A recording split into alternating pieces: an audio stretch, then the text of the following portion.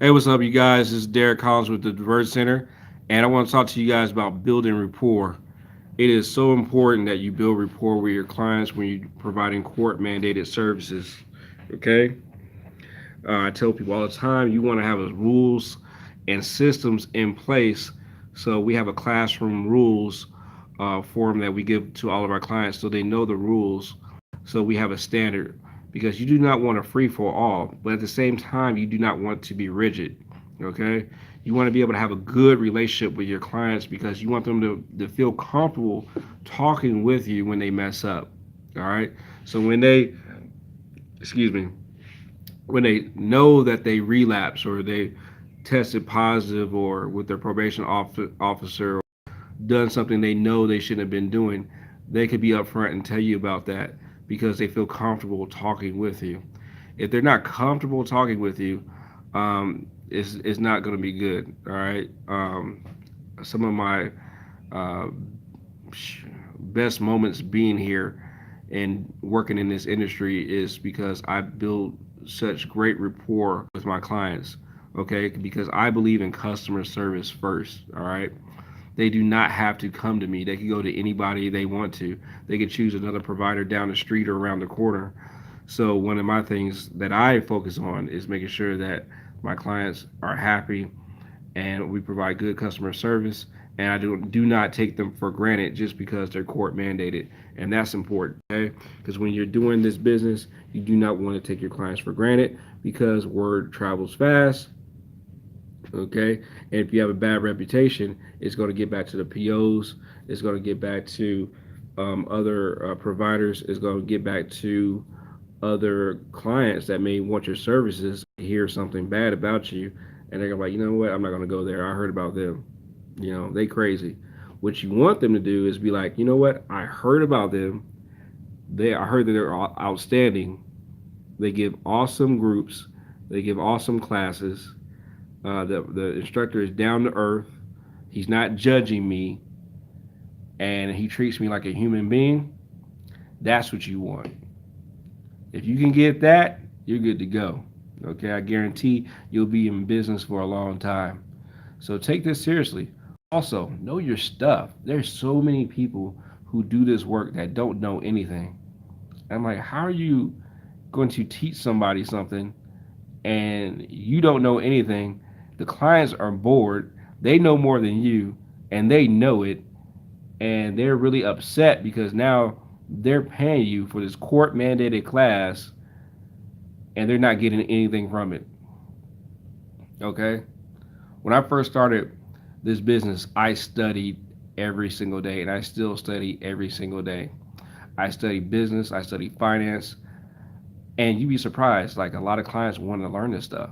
Like if you want to talk to them about investing, or we talk about S&P 500 or the Dow Jones, or we talk about ETFs, they love that stuff because they're not learning this in school. They're not learning this anywhere else. They're not learning this at home or in church. So when you start talking to them about stuff that they always wanted to learn, it sparks some interest. So always study different things. You don't always have to be focused on, like if you have a substance abuse group, you don't always have to be focused on addiction. One day is about life skills, or a lot of people say life skills. So what do you mean by that? I mean like balancing a checkbook, doing your taxes, learning how to talk about taxes, how to start a S corp, a LLC, a sole proprietorship, corporation, uh, learning how to get your taxes, not your taxes, but your credit score raised. How can you teach your clients to raise their credit score? Um, what else? Um, Talk about business loans. A lot of clients want to learn how to open up businesses. Talk to them about that strategy. Um, Talk to them about their relationships, mood management, emotional intelligence, forgiveness, uh, self esteem. These are all topics that you can talk about. But if you put some stuff that's in there that's different, that's going to give them value, then they're like, okay, I want to listen. You know, you'd be surprised. A lot of clients also want to learn how to make money.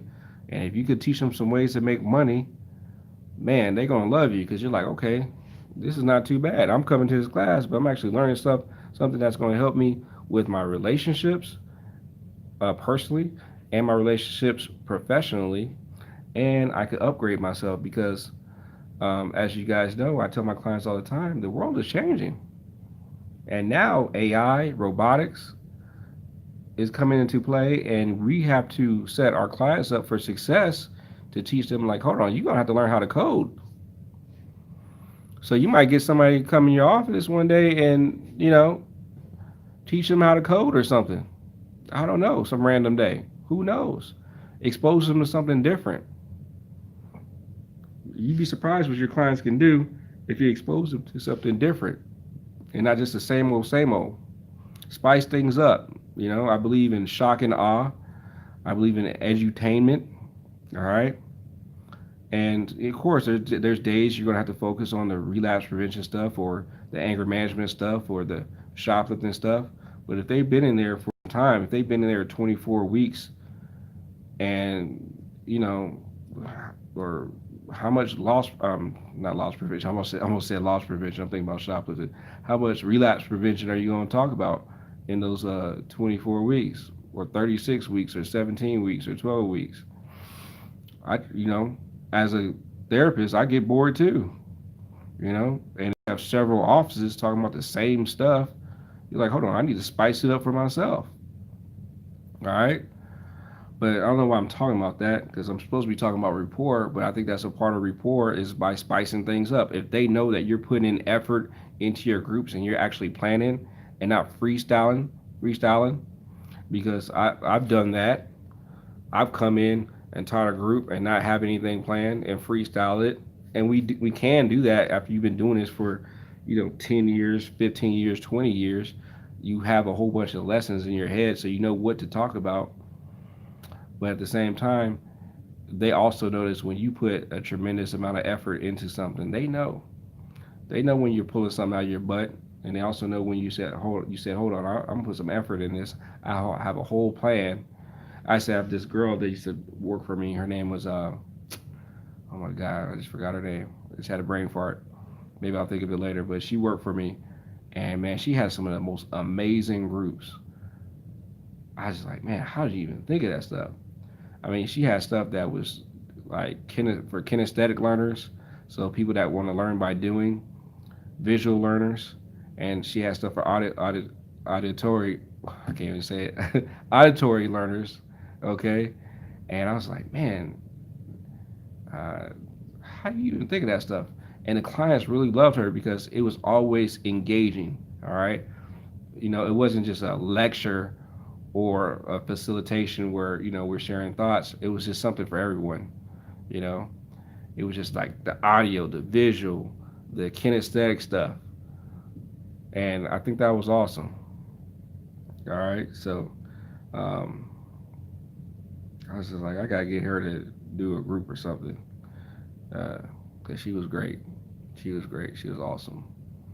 All right, so it's very important to develop rapport. All right, you want them to like you.